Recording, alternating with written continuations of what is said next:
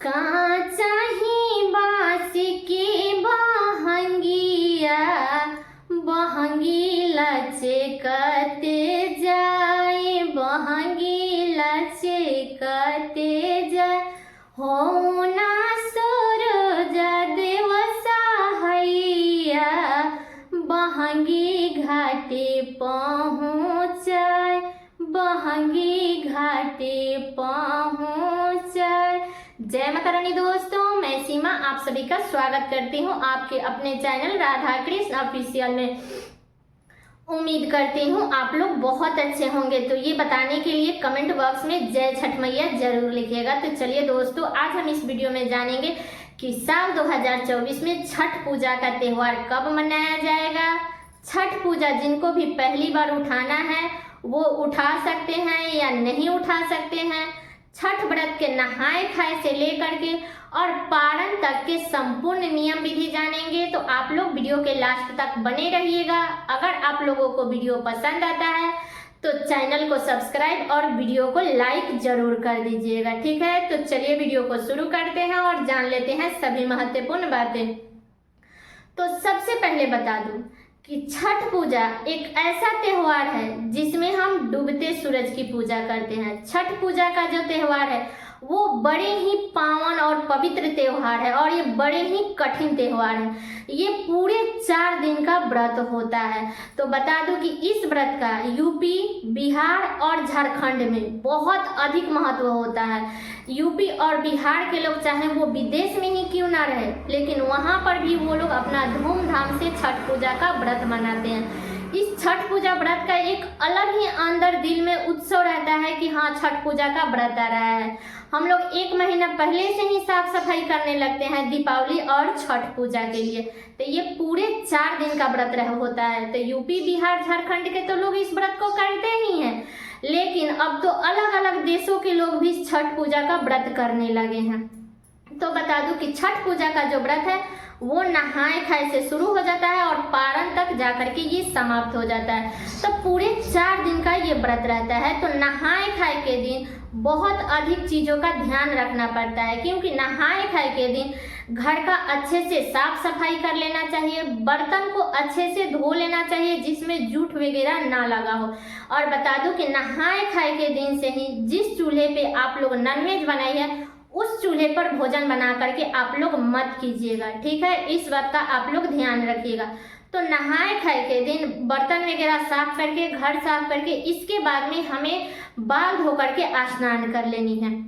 तो बता दूं कि नहाए खाए 5 नवंबर को पड़ा है, दिन है मंगलवार। तो बहुत सारे लोग हैं जो मंगलवार के दिन बाल नहीं धोते हैं। तो बता दूं कि वार से कई गुना अधिक त्यौहार होता है, इसलिए त्यौहार में ये नहीं देखा जाता है कि कब मंगलवार पड़ा, कब गुरुवार पड़ा और कब शनिवार पड़ा। कोई भी दिन पड़े, जिस व्रत में हम नहाए खाए करते हैं तो उस दिन हमें बाल पक्का धो लेनी चाहिए। तो आप लोग बाल धो करके स्नान कर लीजिएगा। इसके बाद में इस दिन शुद्ध सात्विक भोजन बनता है। अरहर की दाल बनता है, चने की दाल बनती है, लौकी की सब्जी और चावल। यही खा करके नहाए खाए के नियमों का पालन किया जाता है, ठीक है। तो यही नहाए खाए के दिन करनी है। तो ये हो गया नहाए खाए के नियम। इसके बाद हम अगले दिन खरना करते हैं। तो खरना के दिन पूरे दिन निर्जल और निराहार रहते हैं।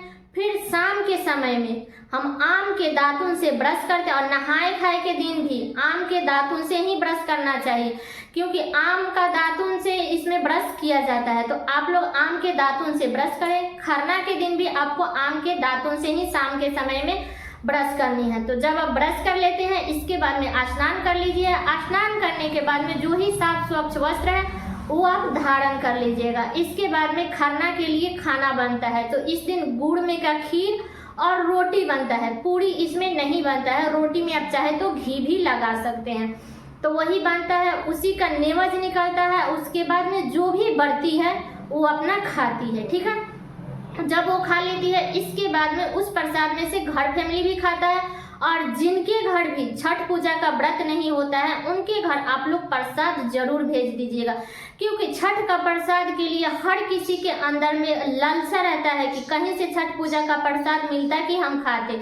इसलिए अगर आपके आसपास में कोई छठ पूजा का व्रत नहीं कर रहा है तो उनके घर आप लोग प्रसाद पक्का भेज दीजिएगा, ठीक है। तो ये नियम हमें खरने के दिन करना है, छठ के दूसरे दिन। इसके बाद हमें तीसरे दिन जो कि मेन छठ होता है, तो उस दिन हमें फिर सारे दिन निर्जल और निराहार रहते हैं। इसके बाद शाम के समय में हम आम के दातुन से ब्रश करते हैं, स्नान करते हैं। इसमें कोड़ा साड़ी पहना जाता है, क्योंकि छठ पूजा ही एक ऐसा त्योहार है जिसमें कोड़ा साड़ी पहन करके ही पहला घाट के हम लोग अर्घ देते हैं, ठीक है। तो कोड़ा साड़ी पहन लीजिएगा, जो भी अपना मेकअप है वो कर लीजिएगा, पैर में महावर पक्का लगा लीजिएगा, ठीक है। इसके बाद में जो भी डाला, जिसे दौरा भी कहा जाता है, वो अपना सजा लीजिएगा। इसके बाद में उसको ले जा करके कहीं भी घाट पे, नदी के पास में इस व्रत को किया जाता है, क्योंकि इस जल में अंदर प्रवेश करके फिर हम अर्घ देते हैं, तो इसलिए जहाँ पे जल की सुविधा हो वहीं पे इस व्रत को किया जाता है। तो आप लोग घाट पे जा करके और सूर्य देव को, डूबते सूर्य को अर्घ दिया जाता है। तो बता दूं कि सभी लोग उगते सूर्य की पूजा करते हैं, लेकिन छठ पूजा एक ऐसा व्रत है जिसमें डूबते सूर्य की पूजा की जाती है। तो शाम के समय में हमें सूर्य देव को अर्घ देनी है। इसके बाद में छठ मैया की पूजा करनी है। इसके बाद में जब आप पूजा पाठ कर लेते हैं तो फिर शाम के समय में जब लोग अपना घर आते हैं तो जो भी लोग अपना वो कोसी भरते हैं वो अपना भरते हैं। इसके बाद फिर हमें अगले दिन यानी छठ के चौथे दिन फिर से सुबह में जल्दी उठ करके आम के दातुन से ब्रश कर लीजिएगा। इसके बाद में बता दूं कि छठ के चौथे दिन ये नहीं है कि कोड़ा साड़ी का ही नियम है, उस दिन आप लोग कोई भी धुला फीचा साड़ी साफ स्वच्छ पहन लीजिएगा। इसके बाद जो भी आपका मेकअप है वो अपना कर लीजिएगा। इसके बाद हम फिर से उगते सूरज को अर्घ देते हैं पारण के दिन। तो आप लोग जब घाट पे जाते हैं तो जहाँ पे पहले दिन अर्घ दिए हैं वहीं पे आप लोग दूसरे दिन भी अर्घ दीजिएगा उगते सूरज को। जब आप अर्घ दे लेते हैं इसके बाद में छठ मैया की पूजा कर लीजिएगा। पूजा करने के बाद में व्रती अपना व्रत खोल लेती है। तो बता दूं कि छठ पूजा का जो व्रत है वो पूरे 4 दिन का होता है, नहाए खाए से लेकर के और पारण के दिन। पहला दिन नहाए खाए, दूसरे दिन खरना, तीसरे दिन पहला घाट और चौथे दिन पारना। तो पूरे 4 दिन का व्रत होता है। तो इस व्रत का बहुत अधिक महत्व होता है। बता दूं कि कितने लोग हैं जो मन्नत मांग करके करते हैं कि हाँ मेरा ये मन्नत पूरा हो जाएगा, तो वो करते हैं। कितने लोग हैं जो अपने खुशी से करते हैं, और बहुत सारे लोग हैं जो बोलते हैं कि हाँ जिसके पास में बेटा है उसको ये छठ का व्रत जरूर करनी चाहिए। तो सारे लोग करते हैं, अपने मन्नत से करे, अपने खुशी से करे, सभी लोग करते हैं, ठीक है। तो छठ का जो पर्व है वो बड़ा ही पावन और पवित्र त्योहार है। छठ पूजा का जो भी लोग व्रत करते हैं उन्हें हर प्रकार की सुख समृद्धि की प्राप्ति होती है, ठीक है। तो अब चलिए जान लेते हैं कि छठ पूजा कब से शुरू हो रहा है और कब समाप्त हो रहा है। तो बता दूं कि छठ पूजा शुरू होगा 5 नवंबर से, दिन है मंगलवार। तो इस दिन हमें नहाए खाए के नियमों का पालन करनी है, बाल धोकर के स्नान करनी है, शुद्ध सात्विक भोजन करनी है, ठीक है। तो 6 नवंबर को दिन है बुधवार, तो इस दिन खरना है। तो खरना के दिन पूरे दिन निर्जल और निराहार रहते हैं। इसके बाद में हम शाम के समय में गुड़ में का खीर और रोटी खाते हैं शाम के समय में, ठीक हो गया, ठीक है। तो ये हो गया छठ के दूसरे दिन का नियम। छठ के तीसरे दिन का नियम जो कि 7 नवंबर को पड़ा है, तो इस दिन हम डूबते सूर्य को अर्घ देते हैं, छठ मैया की पूजा करते हैं। तो ये छठ के तीसरे दिन का नियम। तो छठ के चौथा दिन 8 नवंबर को हम उगते सूर्य की पूजा करते हैं। तो इस दिन हम भिनसार में जाते हैं और उगते सूर्य की पूजा करते हैं, छठ मैया की पूजा करते हैं। इसके बाद में व्रती अपना व्रत खोल लेती है, ठीक है। तो यही नियम विधि है छठ पूजा के नहाए खाए से लेकर के और पारण तक की, यही संपूर्ण नियम विधि है। और बता दूं कि जिनको भी पहली बार व्रत उठाना है वो निश्चिंत होकर के उठा सकते हैं, क्योंकि अब की बार कोई मलमास, कोई खरमास, कोई अधिक मास नहीं है, तो वो लोग उठा सकते हैं, ठीक है। मन में किसी प्रकार का कोई संचय मत रखिएगा, ठीक है। तो सारी बातें क्लियर हो गई छठ पूजा से संबंधित। तो उम्मीद करती हूँ कि आप लोगों के लिए वीडियो बहुत उपयोगी होगा।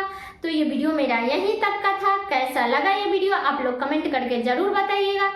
चैनल पे नए आए हैं तो सब्सक्राइब कर लीजिएगा, बेल आइकन को प्रेस कर दीजिएगा, जिससे मेरे वीडियो का नए नोटिफिकेशन आप सभी के पास में सबसे पहले पहुंचे, और वीडियो को लाइक कर दीजिएगा। क्योंकि आपके एक लाइक से मुझे बहुत ही मोटिवेट मिलता है। तो वीडियो को लाइक कर दीजिएगा और वीडियो को शेयर कर दीजिएगा ताकि हर किसी को ये जानकारी प्राप्त हो सके। तो चलिए दोस्तों, मिलती हूँ अगले वीडियो में किसी नए वीडियो के साथ में। तब तक के लिए नमस्कार।